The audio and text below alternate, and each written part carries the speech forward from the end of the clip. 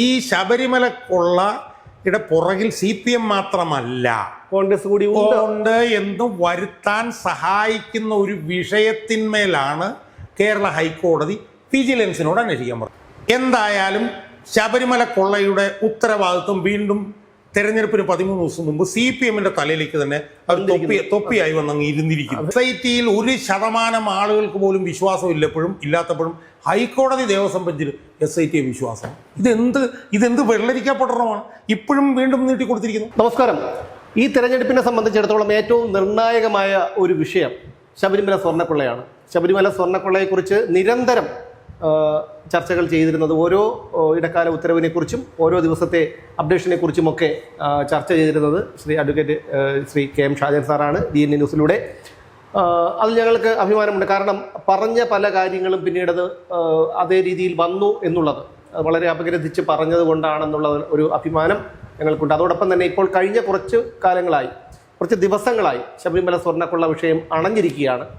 അപ്പോൾ വീണ്ടും ശബരിമല സ്വർണ്ണക്കൊള്ള വിഷയം ഈ തെരഞ്ഞെടുപ്പിൽ ഉയർത്തിപ്പിടിക്കേണ്ട ഒരു ബാധ്യത ഉണ്ടെന്ന് ഞാൻ കരുതുന്നു. അതോടൊപ്പം തന്നെ ശബരിമല ഈ കൊടിമര മാറ്റി സ്ഥാപിച്ചതുമായി ബന്ധപ്പെട്ട് കോൺഗ്രസിനെ പ്രതിസ്ഥാനത്തേക്ക് കൊണ്ടുവരാൻ CPM ഒരു ശ്രമം നടത്തിയിരുന്നു. അതിനെ ഇന്നലെ ദേവസ്വം ബെഞ്ച് തള്ളിക്കളഞ്ഞിരിക്കുന്നു. അതോടൊപ്പം തന്നെ വീണ്ടും മെയ് മാസം വരെ ഈ പ്രത്യേക അന്വേഷണ സംഘത്തിന് സമയപരിധി നീട്ടി നൽകിയിരിക്കുന്നു.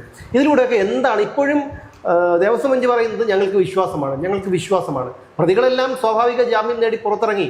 ഇനി ശങ്കർദാസ് മാത്രമേ ഉള്ളൂ. അദ്ദേഹം നേരത്തെ പിടിപെടുത്തിരുന്നെങ്കിൽ ഇപ്പം നേരത്തെ ഇറങ്ങി പോരായിരുന്നു. എനിക്ക് ആദ്യമായിട്ട് സൂചിപ്പിക്കാനുള്ളൊരു പ്രധാനപ്പെട്ട കാര്യം, അത് നമ്മളുടെ അവകാശവാദമാണ്. എൻ്റെയും സുമേഷിൻ്റെയും അവകാശവാദമായിട്ട് എടുത്താൽ മതി. ഏതാണ് ഞാൻ പറയാൻ പോകുന്ന കാര്യം? അതായത് പഞ്ചായത്ത് തെരഞ്ഞെടുപ്പിൽ ശബരിമലയാണ് ഏറ്റവും പ്രധാനപ്പെട്ട വിഷയമായിട്ട് ചർച്ച ചെയ്യപ്പെട്ടത് എന്നാണ് ഞാൻ വിശ്വസിക്കുന്നത്. UDF-ന് മുൻതൂക്കം കിട്ടാൻ ജനങ്ങളെ സ്വാധീനിച്ച ഏറ്റവും പ്രധാനപ്പെട്ട വിഷയം ശബരിമല. ആ ശബരിമല വിഷയം ജനങ്ങളുടെ മനസ്സിലേക്ക് പഞ്ചായത്ത് തെരഞ്ഞെടുപ്പിന് മുമ്പ് ഏറ്റവും കൂടുതൽ എത്തിച്ചിട്ടുള്ളത് നമ്മളുടെ അഭിമുഖങ്ങളായിരുന്നു എന്ന് ആണ് ഞാൻ വിശ്വസിക്കുന്നത്. കാരണം എന്താ വെച്ചാൽ എൻ്റെ ഓർമ്മ ശരിയാണെങ്കിൽ നമ്മൾ പഞ്ചായത്ത് തെരഞ്ഞെടുപ്പിന് മുമ്പ് ഒരു 30-40 ഇൻ്റർവ്യൂകളെങ്കിലും വളരെ വിമർശനപരമായി വിശകലനാത്മകമായി കോടതി വിധികളുടെ അടിസ്ഥാനത്തിൽ നമ്മൾ ശബരിമലയുമായി ബന്ധപ്പെട്ട് ചെയ്തു. അതുകൊണ്ട് തന്നെ പഞ്ചായത്ത് തെരഞ്ഞെടുപ്പിൽ UDF നേടിയ വിജയത്തിൽ ഒരു പങ്ക് നമ്മൾ വഹിച്ചിട്ടുണ്ട് എന്നാണ് ഞാൻ അവകാശവാദമല്ല, അതൊരു യാഥാർത്ഥ്യം തന്നെയാണ്. ഇനി അടുത്ത എനിക്കൊരു കാര്യം ഈ ചർച്ചയുടെ തുടക്കത്തിൽ പറയാനുള്ളത്, 12-13 ദിവസമേ ഇനി തെരഞ്ഞെടുപ്പിലേക്കുള്ളൂ. ഞാൻ വിശ്വസിക്കുന്നതും നമ്മളിനി കൂടുതൽ സംസാരിക്കേണ്ടതുമായിട്ടുള്ള ഒരു കാര്യം എന്ന് പറയുന്നത്, ഈ വരാൻ പോകുന്ന തെരഞ്ഞെടുപ്പിനെ ഏറ്റവും നിർണായകമായി ബാധിക്കേണ്ട ഒരു വിഷയം ശബരിമലയായിരിക്കണം എന്നുള്ളതാണ്. അതുകൊണ്ടാണ് ഞാൻ അത് പറഞ്ഞത്. തീർച്ചയായിട്ടും അതുകൊണ്ടാണ് ഞാൻ പറഞ്ഞത് ഈ ഒരു സാഹചര്യത്തിൽ ശബരിമല വിഷയം വീണ്ടും ഉയർത്തിപ്പിടിക്കേണ്ട ഒരു ബാധ്യത നമുക്കുണ്ടെന്ന് പറഞ്ഞു. ഇപ്പോൾ ഉദാഹരണം പറയുകയാണെങ്കിൽ 2019 ലോക്സഭാ തെരഞ്ഞെടുപ്പിൽ യുവതീ പ്രവേശം എങ്ങനെ സ്വാധീനം ചെലുത്തിയോ അതിനേക്കാൾ 10 മടങ്ങ് സ്വാധീനം ഈ വരാൻ പോകുന്ന തെരഞ്ഞെടുപ്പിൽ ശബരിമല പെരുങ്കൊള്ള ക്കുണ്ടാവണം, ആ വിഷയത്തിനുണ്ടാവണം എന്നുള്ള എൻ്റെ ഒരു ആഗ്രഹത്തിൻ്റെയും കൂടെ പശ്ചാത്തലത്തിലാണ് നമ്മളിപ്പോൾ ഇത് ചെയ്യുന്നത്. ഇനി വരും ദിവസങ്ങളിലും നമ്മൾ ഇതുമായി നമുക്ക് തുടരുകയും അടുത്ത തെരഞ്ഞെടുപ്പ് തീരുമാനിക്കപ്പെടാൻ പോകുന്ന ഏറ്റവും പ്രധാനപ്പെട്ട വിഷയം ശബരിമല പെരുങ്കൊള്ളയാണ് എന്ന് നമ്മളാൽ കഴിയുന്ന രീതിയിൽ നമ്മൾ ഉറപ്പുവരുത്തുകയും വേണം എന്നാണ് എനിക്ക് സൂചിപ്പിക്കുന്നത്. ഇപ്പോൾ സുമേഷ് നേരത്തെ ആമുഖത്തിൽ പറഞ്ഞു, 2 കാര്യങ്ങളാണ് ഇപ്പം ഹൈക്കോടതി ദേവസ്വം ബെഞ്ച് പറഞ്ഞത്. ഒന്ന്, ഈ കൊടിമര നിർമ്മാണവുമായി ബന്ധപ്പെട്ടുകൊണ്ട് വാഹനം എന്തോ അഷ്ടദിക്പാലകർ എന്നൊക്കെ പറഞ്ഞിട്ടുള്ള കാര്യങ്ങളിൽ വലിയ തോതിൽ അഴിമതി നടന്നിരിക്കുന്നു എന്ന് പറഞ്ഞുകൊണ്ട് ഈ ദേവസ്വം വിജിലൻസ് ഹൈക്കോടതിക്ക് റിപ്പോർട്ട് കൊടുത്തു. അതിനു മുമ്പ് തന്നെ നമുക്കറിയാം, തന്ത്രി വീട്ടിൽ കളിച്ച നാടകം, വീട്ടിൽ ചെന്ന് റെയ്ഡ് നടത്തുന്നു, എന്തൊക്കെ പിടിക്കുന്നു പറയുന്നു, വാഹനം അവിടെ നിന്ന് എടുത്ത് കൊണ്ടുപോയി തൊണ്ണി മുതലായി കൊണ്ടുവന്ന് കോടതി ഉള്ള നാടകങ്ങളൊക്കെ SIT നടത്തുകയും നിർഭാഗ്യവശാൽ ദേവസ്വം ബെഞ്ചിന് കൂട്ടുവെക്കുകയും ചെയ്തു.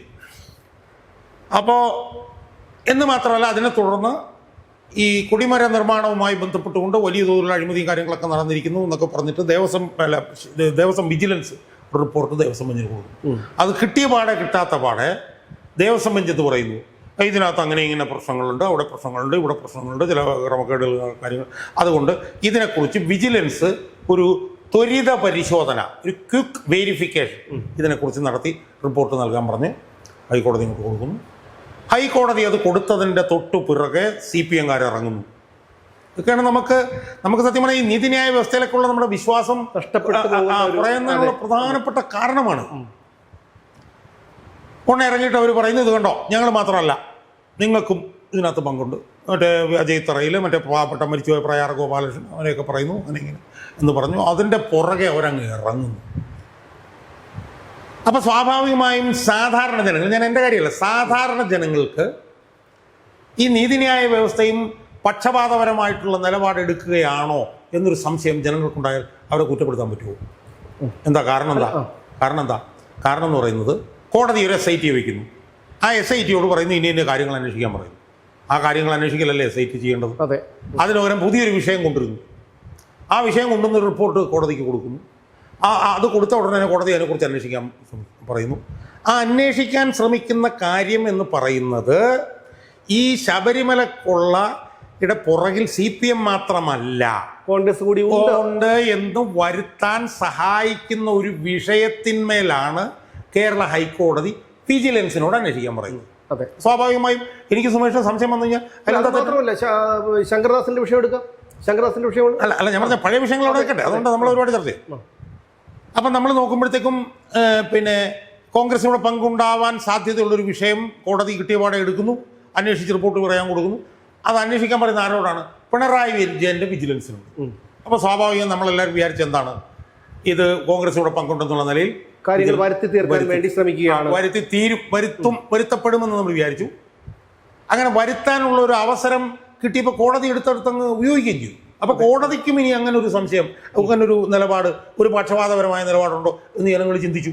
കാരണം എന്താണ്, കോടതി പറഞ്ഞ പ്രധാനപ്പെട്ട കാര്യങ്ങളിലേക്കൊന്നും പോകുന്നില്ല, അതിനകത്തൊരു ചുക്കും കണ്ടുപിടിക്കുന്നില്ല, എല്ലാവരും മനസ്സിലായി.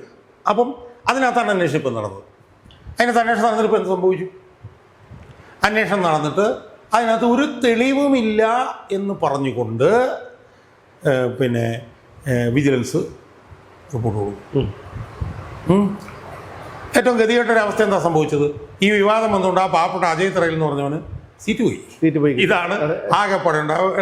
അയാളിരുന്ന് കരഞ്ഞ പോലെ ഇരുന്ന് പറയുന്നത് കേട്ട് എനിക്ക് ഭയങ്കര ഒരു വിഷമം തോന്നി. അപ്പോൾ അതിൽ കോടതി ഒരു അമിതാവേശം കാണിച്ചു, അത് തെറ്റിപ്പോയി എന്നുള്ളത് ഇപ്പോൾ തെളിഞ്ഞു കഴിഞ്ഞു. എന്തായാലും ശബരിമല കൊള്ളയുടെ ഉത്തരവാദിത്വം വീണ്ടും തെരഞ്ഞെടുപ്പിന് 13 ദിവസം മുമ്പ് CPMന്റെ തലയിലേക്ക് തന്നെ അവർ തൊപ്പിയായി വന്നങ്ങ് ഇരുന്നിരിക്കുന്നു. അതാണ് ഒന്നാമത്തെ കാര്യം. രണ്ടാമത്തെ കാര്യം നീതിന്യായ വ്യവസ്ഥയുടെ ഒരു നിലപാടാണ്. ഇപ്പോഴും നീതിന്യായ വ്യവസ്ഥയ്ക്ക് SIT വിശ്വാസമാണ്. അല്ല, അവിടെയാണ് ആ യുക്തിയാണ് മനസ്സിലാകാത്തത്. കാരണം നമ്മളിപ്പോൾ സാധാരണക്കാരൻ, നിയമത്തെക്കുറിച്ച് പരിജ്ഞാനമില്ലാത്ത സാധാരണക്കാരന് പോലും ഈ കോടതിയുടെ നിലപാടുകൾ മാധ്യമങ്ങളിലൂടെ അറിയുമ്പോൾ അവർക്ക് സ്വാഭാവികമായ ഒരു സംശയം തോന്നും. കോടതി എന്താണ് ഇങ്ങനെ ഒരു നിലപാടെടുക്കുന്നത് എന്നൊരു സംശയം തോന്നും. ആ നിലയിലേക്ക് എന്താണ് കോടതി എത്തുന്നതെന്നാണ് ഇപ്പോഴും മനസ്സിലാകാത്തത്. അത് എത്ര തവണയാണ് നീട്ടിക്കൊടുത്തത്? ഇപ്പം എന്താ കോടതിക്ക് സംഭവിച്ചിരിക്കുന്നത്? സത്യത്തിൽ പച്ച മലയാളത്തിൽ പറഞ്ഞാൽ കോടതിയുടെ വിശ്വാസ്യത 0-ൽ നിന്ന് താണു എന്നതല്ല ഇപ്പോൾ ഇതിനകത്തോട് സംഭവിച്ചിരിക്കുന്നത്. അതെ, കോടതി ഇപ്പോൾ SIT ഇപ്പോൾ എന്ത് നിലപാടെടുത്താലും ആ നിലപാടിനെ കോടതിക്ക് ന്യായീകരിക്കേണ്ടി വരില്ലേ? കാരണം കോടതി അങ്ങ് ഔട്ട് ആൻഡ് ഔട്ട് SITയിൽ തൃപ്തി രേഖപ്പെടുത്തുകയാണ്. മനസ്സിലായില്ലേ? ആദ്യം 6 ആഴ്ചയാണ് കൊടുത്തത്, ഇപ്പൊ 5.5 മാസമായി SITക്ക് കൊടുത്തുകൊണ്ടിരിക്കുകയാണ്. ഓരോ തവണ SIT ചെല്ലുമ്പോഴും SITയിൽ തൃപ്തി എന്ന് പറയുമ്പോൾ ഇപ്പൊ SIT എന്ത് കണ്ടുപിടിച്ചു കഴിഞ്ഞാലും അതിനെ ന്യായീകരിച്ച് പിന്തുണയ്ക്കേണ്ട ഒരു ഗതികേടിലേക്ക് കേരള ഹൈക്കോടതിയുടെ ദേവസ്വം ബെഞ്ച് താന്നിരിക്കുന്നു. അത് മാത്രമല്ല, ഈ ഭാഗികമായിട്ടുള്ള ഒരു കുറ്റപത്രമെങ്കിലും കൃത്യസമയത്ത് സമർപ്പിച്ച് ഈ പ്രതികൾക്ക് സ്വാഭാവിക ജാമ്യം ലഭിക്കുന്നത് ഒഴിവാക്കാനുള്ള ഒരു നിർദ്ദേശം കൊടുത്തിരുന്നെങ്കിൽ പോലും നമുക്ക് കോടതിയെ വിശ്വസിക്കേണ്ട കാര്യമില്ല. ദേവസ്വം ബെഞ്ച് ഈ SITയുമായി ബന്ധപ്പെട്ടുകൊണ്ട് വിമർശനപരമായ ഒരു വാചകം പോലും പറഞ്ഞിട്ടില്ല. ഇതിനകത്ത് പ്രശ്നം എന്നറിയാം സുമേഷ്, ഈ കോടതി SITയെ കൊണ്ടുവന്ന എന്തിനാ? കൊണ്ടുവന്നപ്പോൾ കോടതി പറഞ്ഞു, വസ്തുതാപരമായി പക്ഷപാതരഹിതമായി അന്വേഷിക്കലാണ് നിങ്ങളുടെ ജോലി എന്ന് പറഞ്ഞുകൊണ്ടാണല്ലോ കോടതി കാര്യക്ഷമതയുള്ള ഉദ്യോഗസ്ഥന്മാരെ മുഴുവൻ അങ്ങോട്ട് എടുത്തു കൊടുത്തത്. എന്നിട്ട് കോടതി എന്താ ചെയ്തത്? ആ SIT ഉണ്ടായിട്ടുള്ള വീഴ്ചകൾ ഒന്നിനെ പോലും കോടതി തള്ളി പറഞ്ഞില്ല. അപ്പോൾ കോടതിയുടെ വിശ്വാസ്യത എവിടെ ചെന്ന് ഏത് പാതാളക്കുഴിയിലേക്ക് പോയി? അവിടെയാണ് മാധ്യമങ്ങളുടെ മുന്നിൽ വെച്ച് തന്ത്രിക്ക് നൽകിയ ആ ഒരു വാജിവാഹനം പോലും ഒരു കൊള്ള മുതൽ എന്നുള്ള രീതിയിൽ പിടിച്ചെടുത്തപ്പോൾ പോലും കോടതി വിമർശിച്ചില്ല എന്നുള്ളതാണ്. വിമർശിച്ചില്ല. ഇപ്പം എന്താ സ്ഥിതി? ഇപ്പൊ SITയിൽ 1% ആളുകൾക്ക് പോലും വിശ്വാസം ഇല്ലാത്തപ്പോഴും ഹൈക്കോടതി ദേവസ്വം ബെഞ്ചിൽ SIT വിശ്വാസം. ഇതെന്ത് വെള്ളരിക്കപ്പെടണമാണ് ഇപ്പോഴും വീണ്ടും നീട്ടിക്കൊടുത്തിരിക്കുന്നു. അല്ല, അവര് ഇതാരാണോ ഇതിന്റെ പിന്നിൽ പ്രവർത്തിച്ചവർ, അവർ വിചാരിച്ച ഇടത്തേക്ക് ഏകദേശം കാര്യങ്ങൾ എത്തി നിന്നപ്പോഴാണ് ഇന്നലെ ഈ ഒരു വിധി വന്ന് അത് വീണ്ടും CPMന്റെ മുകളിലേക്ക് ഇത് വന്നത്. ഞാൻ പറഞ്ഞു വെച്ചാല് അതങ്ങനെ വരൂ എന്നുള്ളത് കൊണ്ടാണ് അങ്ങനെ വന്നിരിക്കുന്നത്. അപ്പം SIT സമ്പൂർണ്ണമായി തന്നു. നമ്മളിനി ചർച്ച ചെയ്യേണ്ട ഒരു വിഷയം എന്താ? തെരഞ്ഞെടുപ്പിന് മുമ്പ് ശബരിമല കൊള്ള സംബന്ധിച്ചിട്ടുള്ള നിജസ്ഥിതി എന്താണ് എന്ന് നമ്മളൊന്ന് വിലയിരുത്തണം എന്ന് സൂചിപ്പിക്കാം. തെരഞ്ഞെടുപ്പിൻ്റെ പശ്ചാത്തലത്തിൽ തെരഞ്ഞെടുപ്പിൽ ഏറ്റവും പ്രധാനപ്പെട്ട വിഷയം ശബരിമല കൊള്ളയായിരിക്കണം എന്ന് നമ്മൾ പറയാനുള്ള കാരണങ്ങളാണ് ഞാനിനി പറയുന്നത്. പക്ഷേ നമ്മൾ ആലോചിച്ചു, ഈ ശബരിമല കൊള്ള ആരാണ് വെളിയിൽ കൊണ്ടുവന്നത്? ഹൈക്കോടതി, ഇവിടെ ദേവസ്വം ബെഞ്ചാണല്ലോ. അതെ, ദേവസ്വം ബെഞ്ച് കൊണ്ടുവന്നപ്പോൾ എന്താ ദേവസ്വം ബെഞ്ച് പറഞ്ഞത്? ഹിന്ദുക്കളുടെ മഹാക്ഷേത്രം, ആ മഹാക്ഷേത്രത്തിലെ അയ്യപ്പ ഭഗവാനുമായി ബന്ധപ്പെട്ടിട്ടുള്ള കോടികളുടെ സ്വർണം അടിച്ചു മാറ്റിക്കൊണ്ട് പോയിരിക്കുന്നു. അത് കണ്ടുപിടിക്കാൻ ഞങ്ങൾ പ്രതിജ്ഞാബദ്ധരാണ്. ഹൈക്കോടതി പ്രതിജ്ഞാബദ്ധരാണ് എന്നും പറഞ്ഞ് SIT കൊണ്ടുവന്നു. SIT 5.5 മാസത്തെ അന്വേഷണം ഇപ്പൊ പൂർത്തിയാക്കിയിരിക്കും. യഥാർത്ഥത്തിൽ നമ്മൾ പച്ച മലയാളത്തിൽ പറഞ്ഞാൽ SIT എവിടെ തുടങ്ങിയോ അവിടെ തന്നെ SIT നിൽക്കുന്നു. തീർച്ചയായിട്ടും ആണല്ലോ. എവിടെ തുടങ്ങി? ഈ വഞ്ചി തിരുനക്കര തന്നെ എന്ന് പറഞ്ഞു പോലെ അവിടെ കോടതിക്കൊന്നും ചെയ്യാൻ പറ്റും. നമ്മൾ ഇതിനകത്ത് തിരഞ്ഞെടുപ്പ് പശ്ചാത്തലത്തിൽ ചർച്ച ചെയ്യേണ്ടത് ഈ കൊള്ളയിൽ CPM എന്ന് പറഞ്ഞ പാർട്ടിക്കുള്ള പങ്ക് എന്താണ്? അതാണ് നമ്മൾ ചർച്ച ചെയ്യുന്നത്. നമ്മൾ ഒറ്റ നോട്ടത്തിൽ നോക്കിയാൽ തന്നെ നമുക്ക് കാണാൻ കഴിയുന്നുണ്ട്. ഈ ശബരിമല പെരുങ്കൊള്ള നടന്നു എന്ന് പറയുന്ന കാലഘട്ടത്തിൽ 3 ഭരണസമിതികൾ ശബരിമലയിൽ ഉണ്ടായിരുന്നു. ആ 3 ഭരണസമിതികളുടെയും പ്രസിഡന്റുമാരായിരുന്നു? 3 CPM. ഒന്ന് പത്മകുമാർ, ഒന്ന് അനന്തകുമാർ. അപ്പം പ്രാഥമികമായി ഇംഗ്ലീഷ് പറഞ്ഞാൽ പ്രൈമ ഫേസി തന്നെ ശബരിമല കൊള്ളയുടെ ഉത്തരവാദിത്വത്തിൽ നിന്ന് CPMന് ഒരു കാരണവശാലും ഒളിച്ചോടാൻ പറ്റില്ല. അതെ, നമ്മളിപ്പോൾ ആലോചിച്ച് നോക്കൂ. ഈ കൊള്ള നടന്ന സമയത്ത് 3 ബോർഡുകൾ UDFൻ്റെതായിരുന്നുവെങ്കിൽ എന്ത് പറയുമായിരുന്നു? CPM വാസു ഉണ്ടായിരുന്നു. എൻ വാസു, അനന്തഗോപൻ, PS പ്രശാന്ത്, പത്മകുമാർ, 4 പേര്. ശരി. അതിൽ 2 പ്രസിഡന്റുമാർ ജയിലിൽ തന്നെ കിടന്നു. വാസുവും പത്മകുമാർ ജയിലിൽ തന്നെ കിടന്നു. അല്ല, അനന്തഗോപൻ ഇതുമായി ബന്ധമില്ല എന്നുള്ളത് പേര് പോലും പറഞ്ഞിട്ടില്ല. PS പ്രശാന്തിനെ സംബന്ധിച്ചോളം PS പ്രശാന്തിന് ഇതിനകത്ത് പങ്കുണ്ടെന്ന് ഹൈക്കോടതി തന്നെയാണ് പറഞ്ഞത്. അതെ. ഇനി തെരഞ്ഞെടുപ്പിന്റെ പശ്ചാത്തലത്തിൽ നമ്മൾ ചർച്ച ചെയ്യേണ്ട ഒരു പ്രധാനപ്പെട്ട കാര്യം എന്ന് പറയുന്നത് പത്മകുമാർ എന്ന് പറയുന്ന ആ CPM നേതാവിന് ഈ സ്വർണ്ണക്കൊള്ളയിൽ ഉള്ള ഇൻവോൾവ്മെന്റ് എന്താണ് എന്നുള്ളതാണ്. സ്വർണ്ണക്കൊള്ള നടക്കുമ്പോൾ ദേവസ്വം ബോർഡിന്റെ പ്രസിഡന്റ് പത്മകുമാർ. 15/7/2019 പത്മകുമാറിന്റെ നേതൃത്വത്തിൽ ദേവസ്വം ബോർഡ് എടുത്ത തീരുമാനത്തിലാണ് സ്വർണം ചെമ്പാക്കാൻ വേണ്ടിയിട്ട് ഉത്തരവിറക്കിയത്. നമ്മൾ തെരഞ്ഞെടുപ്പിന്റെ പശ്ചാത്തലത്തിൽ CPMന് ഈ വിഷയത്തിൽ പങ്കുണ്ട് എന്നതിൻ്റെ ഒന്നാം തരം ഒരു ഗ്ലിറ്ററിങ് ഒരു തെളിവാണ് ഈ ഉത്തരവ്. അതെ, യഥാർത്ഥത്തിൽ നമ്മൾ കൃത്യമായി മനസ്സിലാക്കേണ്ടത് സ്വർണ്ണ പെരുങ്കൊള്ള നടന്നതിൻ്റെ പരിപൂർണ ഉത്തരവാദിത്വം ഈ ഉത്തരവ് ഇറക്കിയ പത്മകുമാറിനുമാണ്. കാരണം എന്താ? സ്വർണം ചെമ്പാണെന്ന് പറഞ്ഞുകൊണ്ടാണ് ഉണ്ണികൃഷ്ണൻ പോറ്റിക്ക് അടിച്ചുകൊണ്ട് പോകാൻ പറ്റിയത്. പിന്നെ അതുമായി ബന്ധപ്പെട്ട് പിന്നിലോട് കാര്യങ്ങൾ നടന്നതെല്ലാം തന്നെ അതിൻ്റെ എല്ലാത്തിൻ്റെ തന്നെ ഉത്ഭവം അതിൻ്റെ ജെനിസിസ് എന്ന് പറഞ്ഞ ഈ ഉത്തരവാണ്. മനസ്സിലായില്ലേ? സ്വർണം ചെമ്പാണെന്ന് പറഞ്ഞുകൊണ്ടാണ് പിന്നീട് നടന്നത് മുഴുവൻ. ഈ സ്വർണ്ണം അടിച്ചുകൊണ്ട് പോയത്, ഈ ദ്വാരപാലകര്, കട്ടളപ്പാളി, അതെല്ലാം കൊണ്ടുപോയത് ഈ സ്വർണം ചെമ്പാണെന്ന് എഴുതിയിരുന്നു. ഈ സ്വർണം ചെമ്പാണ് എന്ന് ഇയാൾ എഴുതിയത് നിഷേധിക്കപ്പെട്ടിട്ടില്ല ഇതുവരെ. ഉത്തരവിൽ അങ്ങനെ കിടക്കുകയാണ്. അങ്ങനെ ഒരു ഉത്തരവ് എഴുതിയത് കൊണ്ടാണ് പത്മകുമാറിനെ SIT ഗൂഢാലോചന കേസിൽ പ്രതിയാക്കിയതും അയാളെ അറസ്റ്റ് ചെയ്തതും. അതിലൊന്നും ഒരു തർക്കവുമില്ല സുമേഷ്. റിമാൻഡ് റിപ്പോർട്ടിലും എല്ലാം കൃത്യമായി പറയുന്നത് എന്താണ്? ഇയാൾ ഇത് എഴുതിയതാണ് ഇതിൻ്റെ തുടക്കം. ഇയാൾ എന്നിട്ട് എന്ത് ചെയ്തു? ഇയാൾ ജാമ്യാപേക്ഷയ്ക്ക് പോയി വിജിലൻസ് കോടതി അസന്നിഗ്ധമായി അർത്ഥശങ്കയ്ക്കിടയില്ലാത്ത വിധം പറഞ്ഞു, ഈ ഗൂഢാലോചനയിൽ എ പത്മകുമാറിന് പ്രഥമ ദൃഷ്ട്യാ പങ്കുണ്ട്. നമ്മളിത് പലപ്പോഴും ചർച്ച ചെയ്തതാണ്. CS മോഹിത്തിന്റെ ആ ജഡ്ജ്മെന്റിൽ CS മോഹിത്ത് എന്താ പറഞ്ഞത്? ദേവസ്വം ബോർഡിന്റെ നിയമങ്ങൾ ഇങ്ങോട്ട് എടുത്തിട്ട് പറഞ്ഞു, ദേവസ്വം ബോർഡിന്റെ പരമാധികാരി, പരമോന്നത നേതാവ് എന്ന് പറയുന്നത് ദേവസ്വം ബോർഡ് പ്രസിഡന്റാണ് ആണല്ലോ. ആ ദേവസ്വം ബോർഡ് പ്രസിഡന്റ് എടുത്ത ഈ തീരുമാനമാണ്, ഈ ഉത്തരവാണ് സ്വർണ്ണക്കൊള്ള നടക്കാനുള്ള കാരണം. അതുകൊണ്ട് ഈ ക്രൂരമായിട്ടുള്ള കുറ്റത്തിൽ, ഹൊറൻഡസ് ക്രൈം എന്നാണ്, അതിൽ ഇയാൾക്ക്, ഇതിൻ്റെ ഗൂഢാലോചനയിൽ ഇയാൾക്ക് പങ്കുണ്ട് എന്ന് പ്രഥമ ദൃഷ്ട്യാ തെളിഞ്ഞിരിക്കുന്നു എന്ന് പറഞ്ഞുകൊണ്ടാണ് പത്മകുമാറിന് വിജിലൻസ് കോടതി ജാമ്യം നിഷേധിച്ചത്. അപ്പോൾ അതിനകത്ത് എന്ത് തർക്കമാണുള്ളത്? CPM-കാർ ഈ പറയുന്ന പോലെ കുറ്റപത്രം കൊടുത്തില്ല എന്ന് പറയുന്നത് യാതൊരു അർത്ഥവുമില്ല. ഇത് ക്ലിയറാണ്. എന്നിട്ട് അയാൾ എന്ത് ചെയ്തു? അയാൾ മുൻകൂർ ജാമ്യത്തിന് ഹൈക്കോടതി ജാമ്യം നിഷേധിച്ചു. ഹൈക്കോടതി പറഞ്ഞു ഇയാൾ പുറത്തിറങ്ങി കഴിഞ്ഞാൽ സാക്ഷികളെ സ്വാധീനിക്കുന്നത്. ഹൈക്കോടതി ജാമ്യം നിഷേധിച്ചു. അതെ. എന്നിട്ട് ഇയാളെല്ലാം പുറത്തിറങ്ങി. എങ്ങനെ പുറത്തിറങ്ങി? സ്വാഭാവിക ജാമ്യം കിട്ടി. കുറ്റപത്രം സമർപ്പിച്ചില്ല. അല്ല, അവിടെയാണ് വിഷയം. കാരണം കുറ്റപത്രം 90 ദിവസത്തിനുള്ളിൽ കുറ്റപത്രം സമർപ്പിച്ചില്ലെങ്കിൽ പ്രതികൾക്ക് സ്വാഭാവിക ജാമ്യം കിട്ടുമെന്നുള്ള കാര്യം SITക്കും അറിയാം, ഈ ഹൈക്കോടതിയുടെ ദേവസ്വം ബെഞ്ചിനും അറിയാം.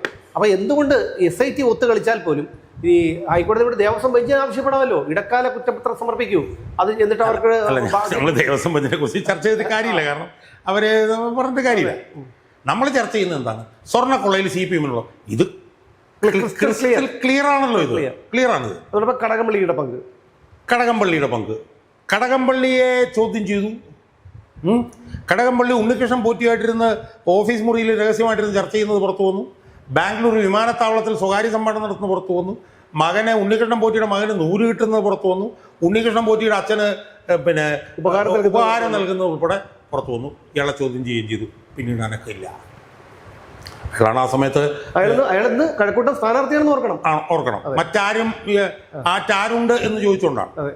അപ്പം അയാളുടെ പങ്ക് അങ്ങനെ. PS പ്രശാന്തിന് ഇതിനകത്ത് പങ്കുണ്ടെന്ന് 2025 ഒക്ടോബർ 21 19 മുതൽ 26 വരെ പാരഗ്രാഫിൽ ദേവസ്വം ബെഞ്ചാണ് പറഞ്ഞത് ഇയാൾ നടത്തിയിട്ടുള്ള ക്രമക്കേടുകൾ.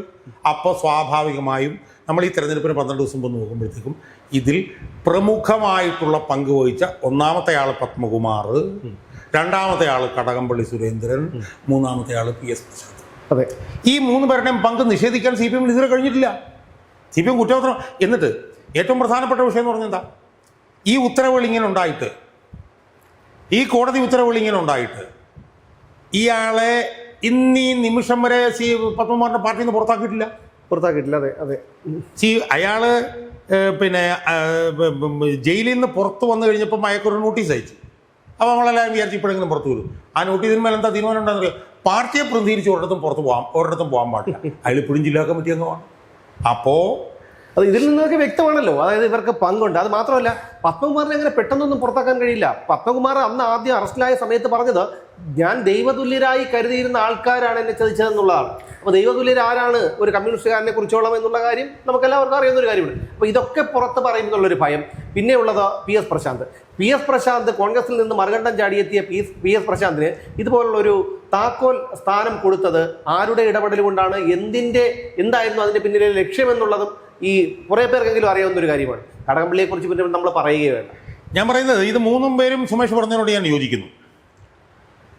പക്ഷേ ഇതിലേറ്റവും നിർണായകം A പത്മകുമാറാണ്. അതെ, ഞാൻ അവസാനമായി ഒന്നുകൂടി ഞാനൊന്ന് ക്രോഡീകരിക്കുകയാണ്.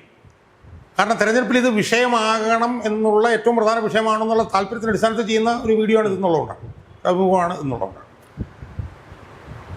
പത്മകുമാറിൻ്റെ തീരുമാനം കൊണ്ടാണ് സ്വർണ്ണക്കൊള്ള നടന്നത്. ആ ഉത്തരവ് പത്മകുമാറിന് അതാരും നിഷേധിച്ചിട്ടില്ല.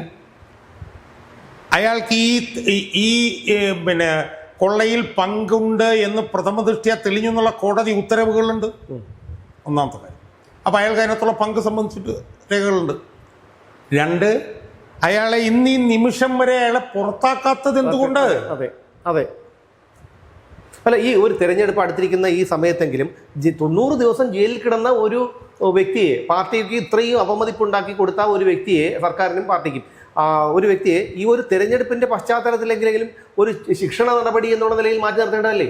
ഒരു പേരിനെങ്കിലും അപ്പൊ അയാളോട് പറയാ, ആ പത്മ പറയും, ഞങ്ങൾ ഇപ്പം തൽക്കാലം തെരഞ്ഞെടുപ്പ് എന്നുള്ള നിലയിൽ നിങ്ങൾക്കെതിരെ ഒരു നടപടി എടുക്കണം, തെരഞ്ഞെടുപ്പ് കഴിയുമ്പോൾ തിരിച്ചു കയറ്റാം എന്ന് പറഞ്ഞിട്ട് പോലും പത്മകുമാറിനെതിരെ നടപടിയെടുക്കാൻ CPM-ന് കഴിയുന്നില്ലെങ്കിൽ CPM പത്മകുമാറിനെ ഭയപ്പെടുന്നു എന്നുള്ളതിന് തർക്കം എന്താണ്? അതാണല്ലോ ദൈവതുല്യനായിട്ടുള്ള ആളിന്റെ കാര്യങ്ങളൊക്കെ പത്മകുമാർ പുറത്ത് പറഞ്ഞു കഴിഞ്ഞാൽ ഇതോട് തീർന്നു. അതാണ്. അപ്പൊ അതുകൊണ്ട് നമ്മൾ ഈ വീഡിയോ നീട്ടേണ്ട കാര്യമില്ല. അതെ, നമ്മൾ ആത്മാർത്ഥമായി ആഗ്രഹിക്കുന്നതും വസ്തുനിഷ്ഠമായി തെളിവുകളുടെ അടിസ്ഥാനത്തിൽ പറഞ്ഞതും ഈ തെരഞ്ഞെടുപ്പിലെ ഏറ്റവും പ്രധാനപ്പെട്ട വിഷയം സ്വർണ്ണക്കൊള്ളയായിരിക്കണം എന്നുള്ളതാണ്. അത് നമ്മൾ തെളിയിച്ചു. ആ സ്വർണ്ണക്കൊള്ളയിൽ പ്രധാനപ്പെട്ട പങ്ക് വഹിച്ചിട്ടുള്ളത് CPM-കാരാണ് എന്നുള്ളത് നമ്മൾ പറഞ്ഞു. ആ CPM-കാർക്കെതിരെയും പത്മകുമാറിനെതിരെയും ഒരു നടപടി എടുക്കാൻ ഇവർക്ക് കഴിഞ്ഞിട്ടില്ല എന്നുള്ളതും പറഞ്ഞു. അതുകൊണ്ട് ഈ വീഡിയോ തീർക്കുമ്പോൾ എനിക്ക് സൂചിപ്പിക്കാനുള്ളത്, ഈ തെരഞ്ഞെടുപ്പിലേക്ക് വോട്ട് ചെയ്യാൻ പോകുന്ന വോട്ടർമാരെ അവർ ഹിന്ദുക്കളാകണമെന്നൊന്നും ഞാൻ പറയുന്നില്ല. എല്ലാ ജാതിമത വിഭാഗത്തിൽപ്പെട്ട ആളുകളുടെയും മനസ്സിൽ ഈ ശബരിമല പെരുങ്കൊള്ള, ഞാൻ പറഞ്ഞത് ജാതിമതസ്ഥരുടെ മനസ്സിൽ മാത്രമല്ല, സാധാരണ മനുഷ്യരുടെ മനസ്സിലും. കാരണം ഒരു മതവിഭാഗത്തിൻ്റെ ഒരു മഹാക്ഷേത്രത്തിൽ ജനങ്ങൾ കൊണ്ടുപോയിടുന്ന കോടിക്കണക്കിന് രൂപ ഒരു പാർട്ടിയുടെ നേതാക്കന്മാർ അടിച്ചു മാറ്റിക്കൊണ്ട് പോയതാണ് ഇതിനകത്തുള്ള വിഷയം. അതെ അതെ. അപ്പം അതുകൊണ്ട് ഈ തെരഞ്ഞെടുപ്പിലെ നിർണായകമായിട്ടുള്ള വിഷയം 2019 ലോക്സഭാ തെരഞ്ഞെടുപ്പിന് യുവതി പ്രവേശം എങ്ങനെ സ്വാധീനിച്ചോ അതിൻ്റെ 10 മടങ്ങ് സ്വാധീനം ഈ തെരഞ്ഞെടുപ്പിൻ്റെ പോളിംഗ് ബൂത്തിലേക്ക് ജനങ്ങൾ മാർച്ച് ചെയ്യുമ്പോൾ അവരുടെ മനസ്സിൽ സ്വർണ്ണക്കൊള്ള ചെലുത്തണം എന്നാണ് എനിക്ക് സൂചിപ്പിക്കുന്നത്. തീർച്ചയായിട്ടും അത് നമ്മൾ കഴിഞ്ഞ കുറച്ചു കാലങ്ങളായി ഈ ചർച്ച അവസാനിപ്പിച്ചിരിക്കുകയായിരുന്നു. മാധ്യമങ്ങൾ പോലും മറന്നൊരു വിഷയമായിരുന്നു ശബരിമല സ്വർണ്ണക്കൊള്ള. പക്ഷേ ഈ ഒരു തെരഞ്ഞെടുപ്പിൻ്റെ പശ്ചാത്തലത്തിൽ അത് വീണ്ടും ചർച്ചയാകേണ്ടതുണ്ട്. കോടതി തന്നെ കുറ്റക്കാരനാണെന്ന് പറഞ്ഞ PS പ്രശാന്തിനെ എന്തുകൊണ്ടാണ് അറസ്റ്റ് ചെയ്യാത്തത്? കടകംപള്ളിയെ, ഉണ്ണികൃഷ്ണൻ പോറ്റിയുമായി ഇത്രയധികം ബന്ധമുള്ള കടകംപള്ളിയെ എന്തുകൊണ്ടാണ് അറസ്റ്റ് ചെയ്യാത്തത്? എന്തുകൊണ്ട് ഈ പ്രതികൾക്കെല്ലാം, 1-ാം പ്രതി ഉൾപ്പെടെയുള്ള ഉണ്ണികൃഷ്ണൻ പോറ്റി ഉൾപ്പെടെയുള്ള പ്രതികൾക്ക് സ്വാഭാവിക ജാമ്യം കിട്ടി? എന്തുകൊണ്ട് ഈ പത്മകുമാറിനെ ഇപ്പോഴും പാർട്ടിയിൽ നിന്ന് പുറത്താക്കുന്നില്ല? ഇതിൻ്റെ എല്ലാം ഉത്തരമുണ്ട്. ഇതിൻ്റെ പിന്നിൽ CPM-കാരാണ് എന്നുള്ളത്. അതുകൊണ്ട് ഈ പോളിംഗ് ബൂത്തിലേക്ക് പോകുമ്പോൾ കേരളത്തിലെ രാഷ്ട്രീയവും മതവും എല്ലാം നമുക്ക് മാറ്റിവെക്കാം. പക്ഷേ ഒരു ഭരണകൂടവും ഇത്തരത്തിലൊരു കൊള്ള നടത്തുന്നതിനെ നമ്മൾ അംഗീകരിച്ചു കൊടുക്കരുത്. അത് പോളിംഗ് ബൂത്തിലേക്ക് പോകുമ്പോൾ നമുക്ക് എല്ലാവർക്കും ഓർമ്മ വേണമെന്ന് പറഞ്ഞുകൊണ്ട് വീണ്ടും കാണാം.